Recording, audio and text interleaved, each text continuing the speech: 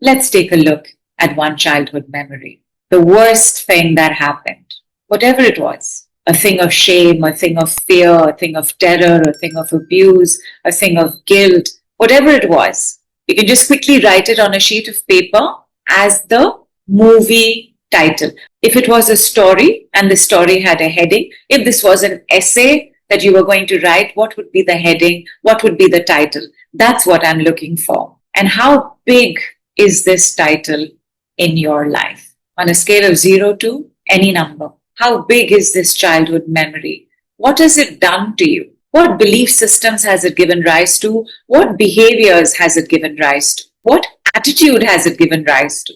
What kind of character, what kind of personality has it ended up creating? And once you have written down this memory and how much it's affected you and what it's done to you, what it's made you, maybe it's made you afraid to step out of the house. Maybe it's made you afraid of men. Maybe it has made you convinced that nobody should ever do swimming. Maybe it has convinced you that animals are scary. Maybe it has told you that people aren't safe, that life is hard. And you will see that your entire timeline after that has been more of the same, where confirmation after confirmation after confirmation would have started coming because those were the words you'd have started using. It's not safe here. This is not safe. I can't be happy here. This doesn't make me happy. Let's not go down this road again. Whatever it did to you, if this hadn't happened, who would you be? What would you do? How would you think? How would you feel? How would you walk? How would you talk? How would you make money? How would you interact with others? How would you be in the world? How would you show up? If this hadn't happened, please write that on a separate sheet of paper. On one hand, pile up life's cosmic compound interest. On the other hand, potential.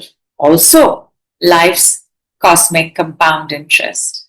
On the one hand, healing. On the one hand, coaching. On the one hand, the past. On the one hand, the future. When you wrote down the list of who you would be if that hadn't happened, that's your potential. That's your future self, waiting to be your present self. You're also waiting to be that future self. But this is only one part of your work. The things that have happened, that have piled up, that are not allowing this future self is another part of your work. Tell me, where should we begin? Should we begin with the pile up? Should we begin with the potential? And the answer is, it doesn't matter.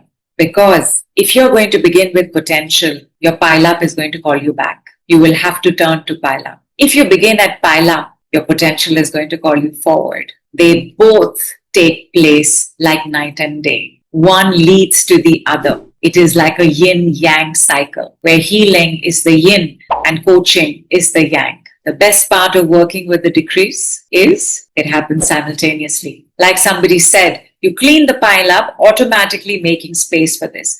However and whatever is in your potential list, remember, everything good begins with feeling better, lighter, brighter.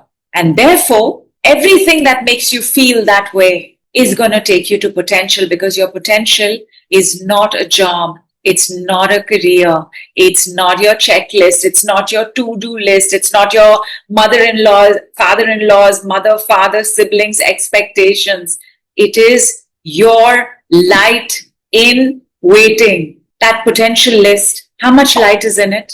How much joy does it bring up? How much happiness does it bring up? To look at that list like, wow, I could be all of this. When you have a system like the decrease, every time you are clearing pile up and feeling better, what are you also doing? You are living your potential in real time. Every time we move and work on potential, whatever needs to be cleared, whatever needs to be healed, whatever needs to be removed will show up. Right now, that childhood memory, to bring some relief, to bring it into the light, I just want you to say a very simple one word with a hand gesture, and it is poof.